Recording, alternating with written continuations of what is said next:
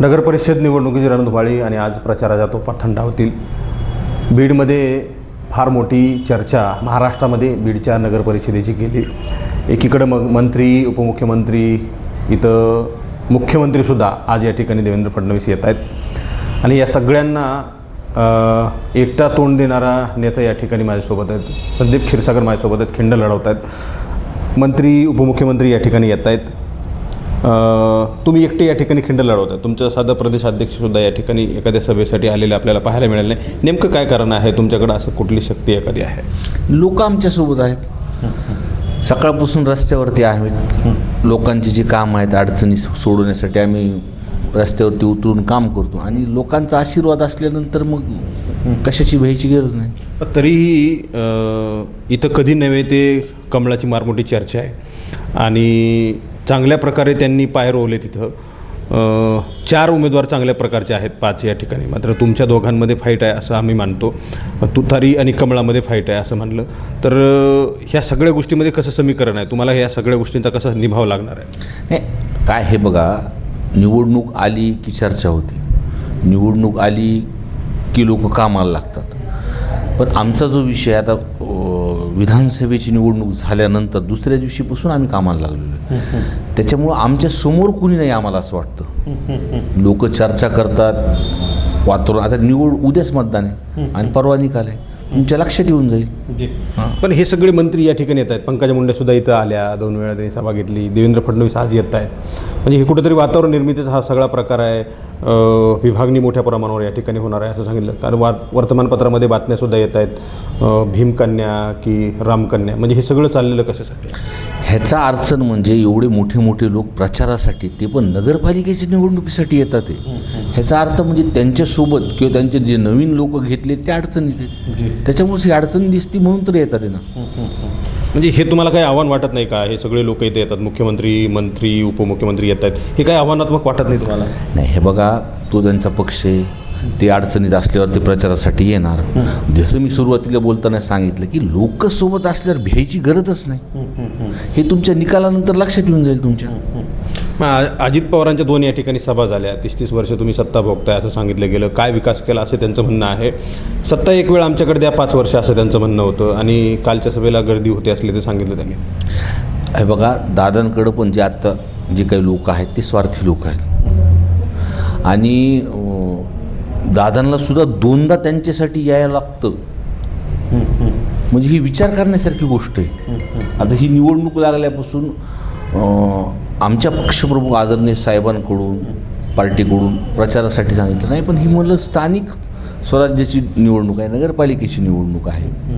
आम्ही आमच्या स्तरावरती आणि त्यांनी आम्हाला ज्या पद्धतीने इतक्या दिवसात त्यांच्या सहवासास आम्ही मोठ्या साहेबांच्या राहिलेलो, तर प्रत्येक प्रसंगाला आम्ही पुढं फेस करायची ताकद त्यांनी आम्हाला शिकवलेली आहे. इथं अनुसूचित जाती समूहाचा महिलेसाठी आरक्षण सुटलेलं आहे. तुम्ही ओरिजिनल महिला दिली असं लोकांचं म्हणणं आहे. मात्र इतर उमेदवार जे आहे ते फार चर्चेमध्ये आणि वादग्रस्त राहिले. मग अजित पवारांचा उमेदवार असेल, तिकडं MIMचे उमेदवार असतील, ह्या सगळ्यांना उमेदवारांना कुठंतरी मुस्लिम पती आणि दलित महिला हे सगळं समीकरण जोडून त्यांना कुठंतरी टार्गेट केलं जातं आहे आणि त्यांना सवालसुद्धा उपस्थित केले जात आहेत. हे सगळं तुम्हाला कॅच करता आलं आहे?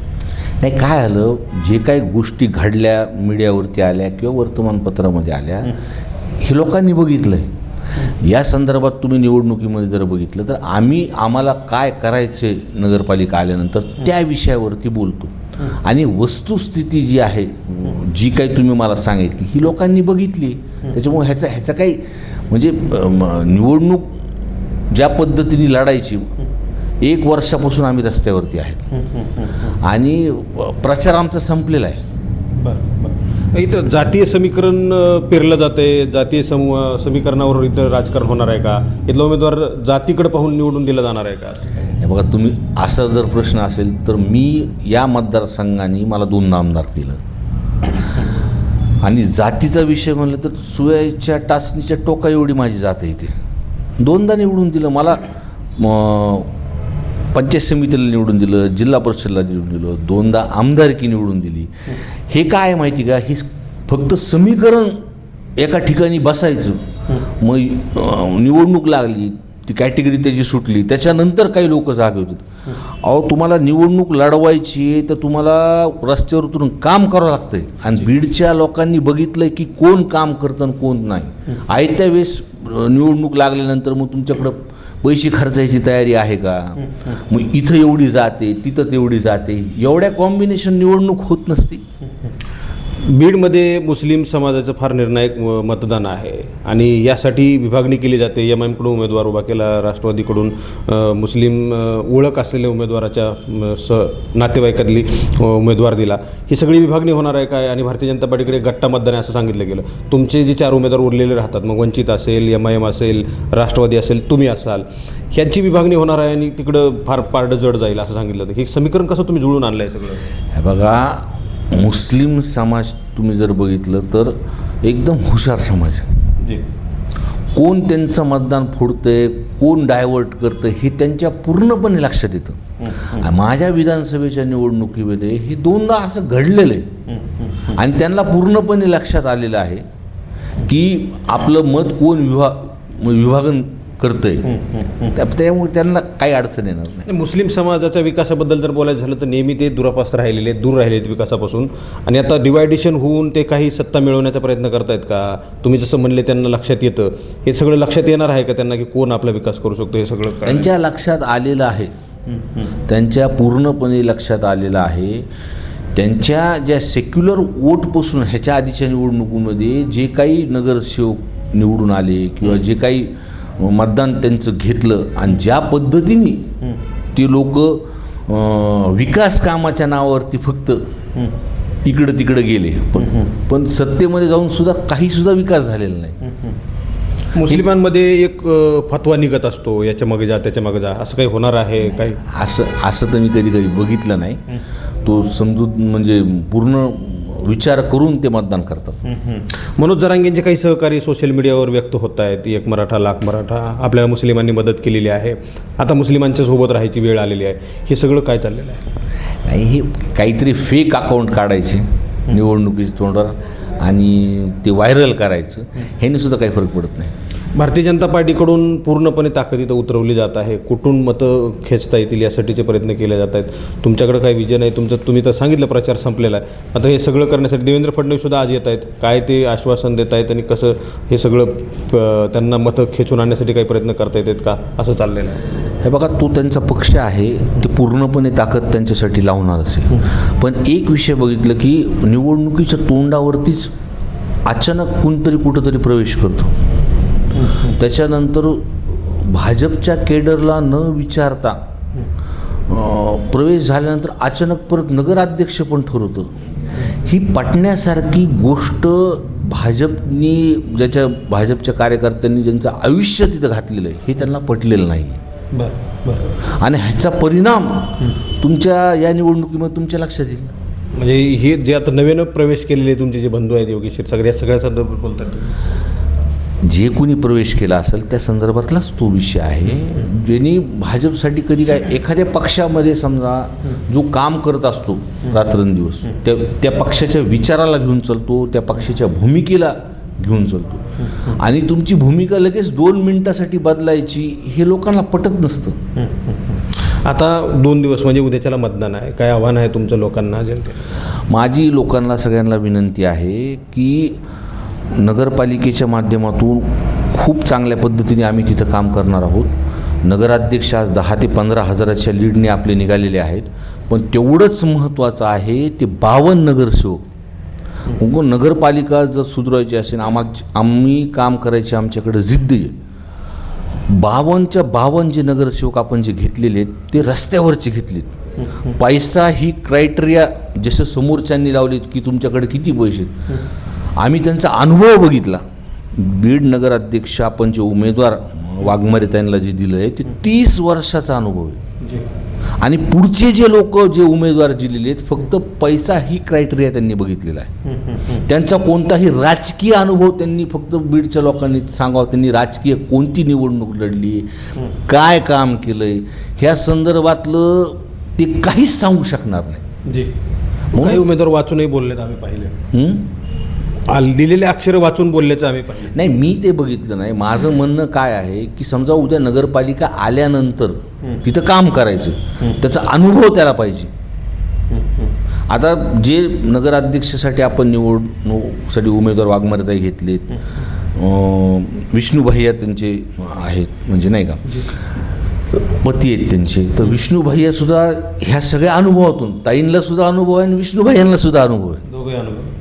म्हणजे आज सर्वसाधारण माणसं त्यांना फोन केल्यानंतर ते लगेच तिथं ऑन द स्पॉट येऊन नाली असेल, स्वच्छता असेल, रस्ते असेल, हे येऊन तिथं बघू शकतात आणि ते कसे सोडवायचा हा त्यांना अनुभव आहे.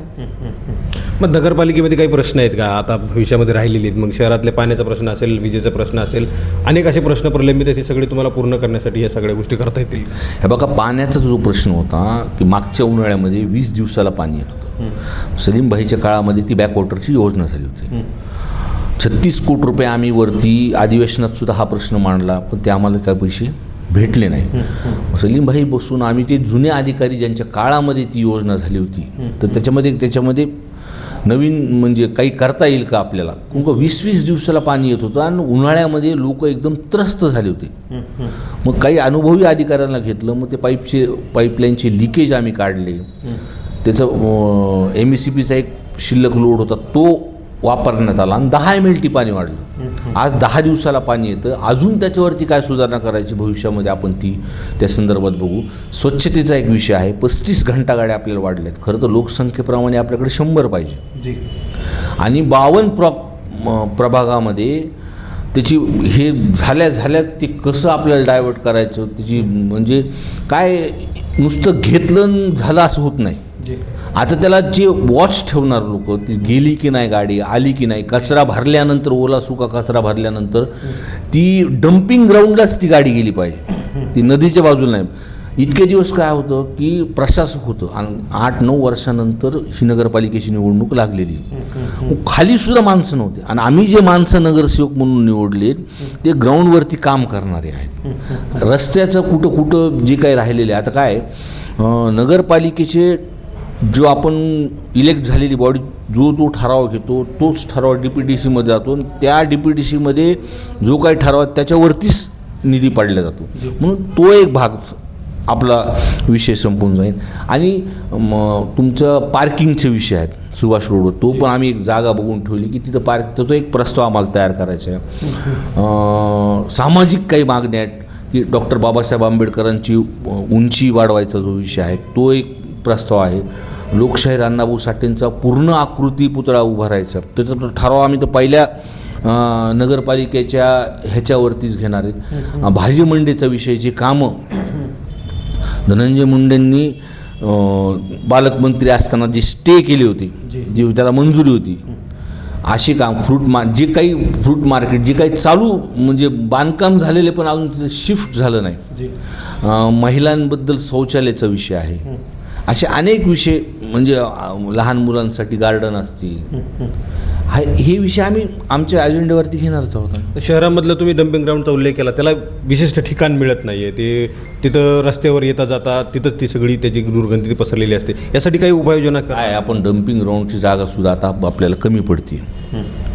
त्या कचऱ्याची सुद्धा विल्हेवाट लावायसाठी जे काही नवीन प्रक्रिया येते त्याच्यामधून आपण खत तयार करतो, तेही आम्हाला प्रस्ताव आम्ही त्याच्यावरती डोक्यात आहे आमच्या.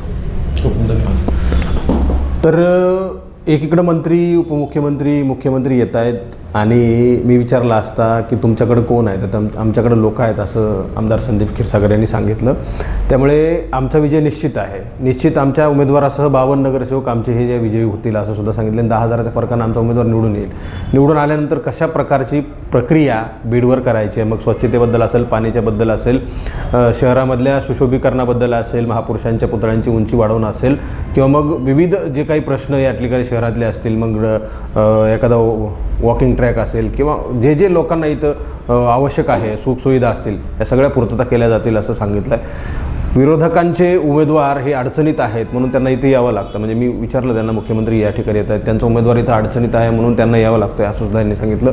माझ्याकडं लोक आहेत, माझ्यासोबत लोक आहेत असं आमदार संदीप क्षीरसागरने सांगितलं आहे. म्हणून येणाऱ्या काळामध्ये उद्याची जी काही निवडणूक होणार आहे 3 तारखेला निकाल कोणाच्या बाजूने लागतो, गुलाल कोण उधळणार, हा सगळ्यात मोठा सवाल यांनी त्यावेळी उपस्थित झालेला आहे. कुठलाही नेता या ठिकाणी प्रचाराला न आणता एकटा खिंड लढवणारे संदीप क्षीरसागर हे फार मोठा विश्वास या ठिकाणी व्यक्त करत आहेत. कॅमेरा पर्सन गणेश शिंदेंसह मी संग्राम धनवे, मराठी महाराष्ट्र न्यूज, बीड.